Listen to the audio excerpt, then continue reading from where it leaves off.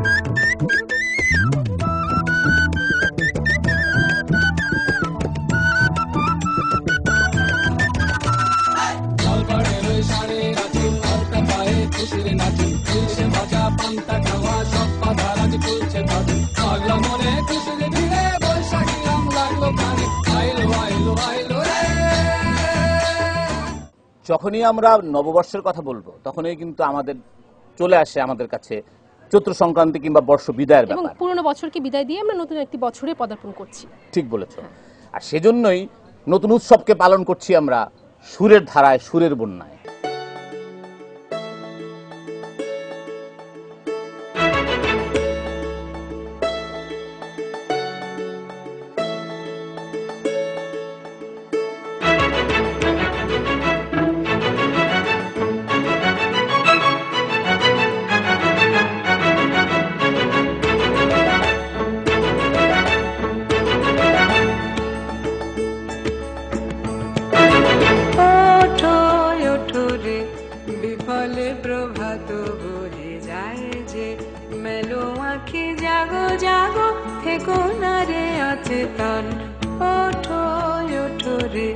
বিফলে প্রভাত বহে যায় যে, মেলো আঁখি জাগো জাগো থেকো না রে অচেতন।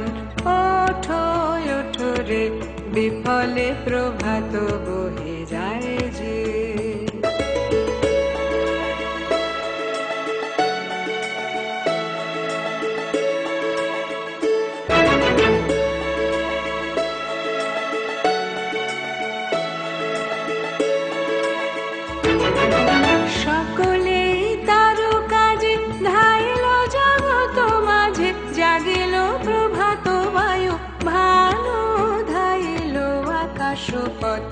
সকলে তার কাজে ধাইল জগৎ মাঝে, জাগিল প্রভাত বায়ু ভানু ধাইল আকাশ পথে।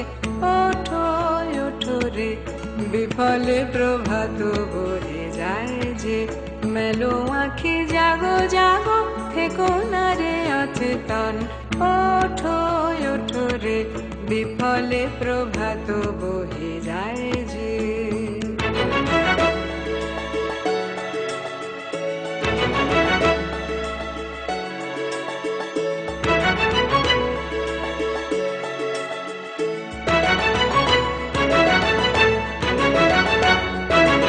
একে একে নাম ধরে ডাকিছেন বুঝি প্রভু, একে একে ফুলগুলি তাই ফুটিয়া উঠেছে বনে।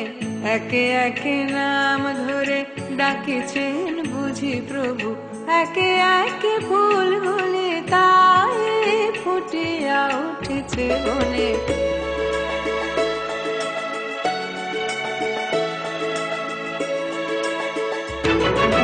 শুনো সে অভানু বাণী, চাহ সেই মুখ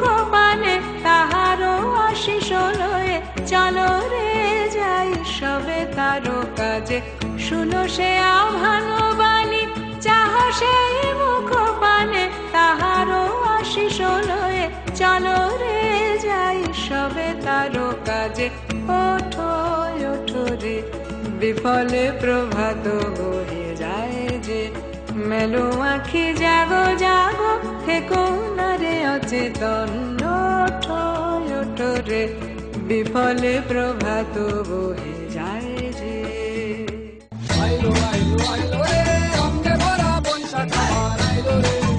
বাঙালির বর্ষবরণ অনুষ্ঠানে এবার কথা বলছেন emeritus professor doctor Anisuzzaman. Bangla নববর্ষের যে বিবর্তন হয়েছে, হালখাতার অনুষ্ঠান থেকে এই নৃত্যগীত বাদ্যচর্চার বিশাল সমারোহে, এইটা একটা ইতিহাসের পথ অনুসরণ করে ঘটেছে। বাংলাদেশে বিশেষ করে আমরা মনে রাখি যে নববর্ষ পালনের সঙ্গে আমাদের জাতীয়তাবাদী যে আন্দোলন, তার একটা যোগ ঘটেছিল। আমাদের বাঙালি চেতনার উন্মেষের ক্ষেত্রে নববর্ষ উদযাপন একটা বিশেষ ভূমিকা পালন করেছিল। স্যার, এই যে এই মুহূর্তে আমরা যেখানে দাঁড়িয়ে আছি, শিল্পী জয়নুল আবেদিনের সোনারগাঁয়ের লোকশিল্প জাদুঘর, এই যে জয়নুল আবেদিনের এই যে চারুকলার মঙ্গল শোভাযাত্রার কথা বললেন, তার কিন্তু অবদান রয়েছে। তা আমরা মনে করি রবীন্দ্রনাথ থেকে শুরু করে আমাদের লালন, আমাদের জীবনানন্দ দাশ, কিংবা আমাদের এই সময়ের যারা লেখক, সাংবাদিক, সাহিত্যিক, সাংবাদিক, সাংস্কৃতিক কর্মীরা, বিশেষ করে আপনারা, জয়নুল আবেদিন বাংলার গ্রামের যে মানুষ এবং শিল্প, যাকে আমরা লোকশিল্প বলি, লোকজীবন বলি, এই লোকজীবন এবং লোকশিল্প থেকে তিনি আমাদের শিল্প সামগ্রী, শিল্পের উপাদান খুঁজে বার করেছিলেন। তার একটি প্রচেষ্টা এই আমরা লোকশিল্প ফাউন্ডেশনের মধ্যে দেখি। এটি আবেদিন সাহেবের একটা স্বপ্নের ব্যাপার ছিল এবং বঙ্গবন্ধুকে অনুরোধ করে উনি এই কাজটি করতে সমর্থ হয়েছিলেন। আবেদিন সাহেবের যে চিন্তা, যে চেতনা, এটা অনেক শিল্পীর মধ্যে সঞ্চারিত হয়েছে। আমাদের শিল্পাচার্য জয়নুল আবেদিন কিন্তু এই চারুকলার ইতিহাসটাকে, বাঙালির সংস্কৃতি ইতিহাসটাকে আরও বেশি করে উজ্জ্বল করে রেখেছেন। লোকশিল্প জাদুঘর, সোনারগাঁ জাদুঘরে প্রতিষ্ঠিত এই লোকশিল্প জাদুঘরে আমরা এসে সেরকমই দেখতে পেয়েছি।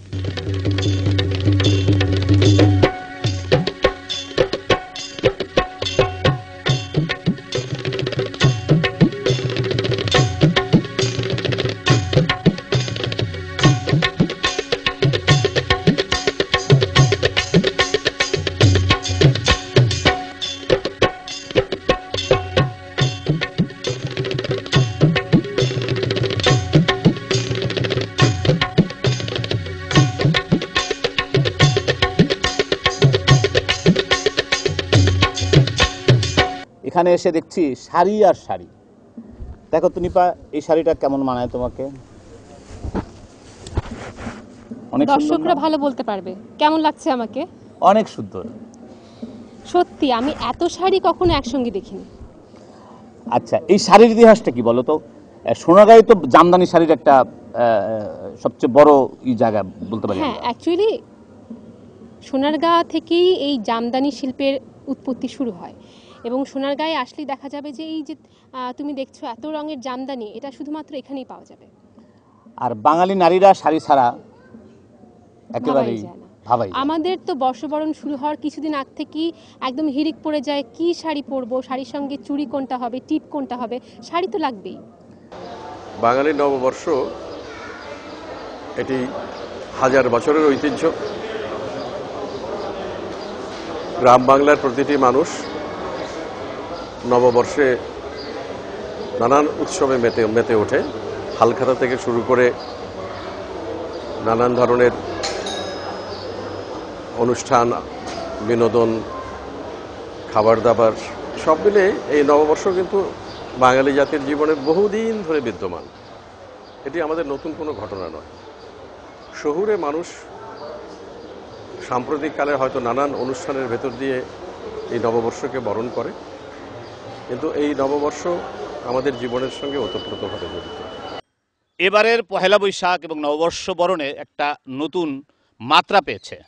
সাংস্কৃতিক মন্ত্রণালয়ের উদ্যোগে শিল্পকলা, চারুকলা এবং সারা দেশব্যাপী প্রশাসনের একটি প্রভাব রয়েছে এবং সুন্দরভাবে পালিত হচ্ছে পহেলা বৈশাখ। এই নববর্ষ, এই উৎসব এমনভাবে পরিব্যাপ্ত হয়েছে যে শহর এবং গ্রামেরও অনেকটা সীমারেখা, ভেদরেখা উঠে গেছে। আমি বলবো যে আমরা আজকে একই সঙ্গে সারা বাংলাদেশে এই উৎসবটা পালন করছি। সরকারিভাবেও এই উৎসবকে আলাদাভাবে উৎসাহ দেওয়া হচ্ছে। যখন কোনো উৎসব সমস্ত জাতির আত্মার সঙ্গে মিশে যায়, তখন কিন্তু সেখানে নানা অনুষঙ্গ এসে যোগ হয়, বিভিন্ন ধরনের স্রোত সেখানে মিলবে, এটা খুবই স্বাভাবিক। কিন্তু আমি এটাকে ইতিবাচক অর্থে দেখি এই জন্যেই যে নাগরিক জীবনের যে সংস্কৃতি, সেই সংস্কৃতিও কিন্তু সেই পহেলা বৈশাখের কিংবা আমাদের যে বিভিন্ন বাঙালির যে উৎসব, সেই উৎসবের সঙ্গে নিজেদেরকে সম্পৃক্ত করছে। পহেলা বৈশাখ এবং নববর্ষ নিয়ে বাঙালি কবি, সাহিত্যিক, লেখকরা গল্প, উপন্যাস, কবিতায় যেমন ফুটিয়ে তুলেছেন পহেলা বৈশাখ নববর্ষকে, তেমন রবীন্দ্রনাথ থেকে শুরু করে অনেক কবি গীতিকাররাই কিন্তু গান লিখেছেন বৈশাখকে নিয়ে, নববর্ষকে নিয়ে। এবার শুনবো কৃষ্ণকলির কণ্ঠে একটি বৈশাখের গান।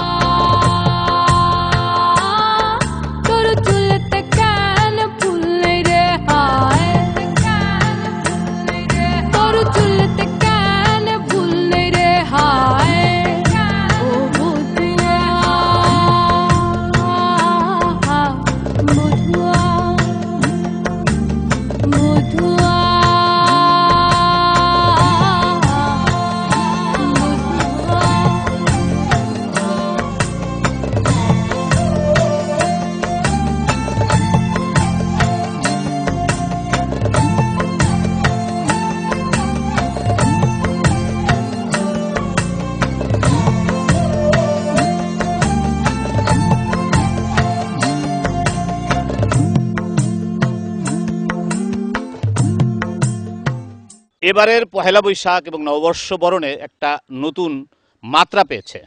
আজ বিশ্বের প্রতিটি বাঙালি এক অন্যভাবে পালন করছে বর্ষবরণ উৎসব। মুক্তিযুদ্ধের চেতনাকে ধারণ করে নতুন এক স্বপ্ন নিয়ে, নতুন এক শপথ নিয়ে বর্ষবরণকে নিয়ে যাচ্ছে ভিন্ন মাত্রায়। আমরা সেই সুরে একাত্ম হয়েছি।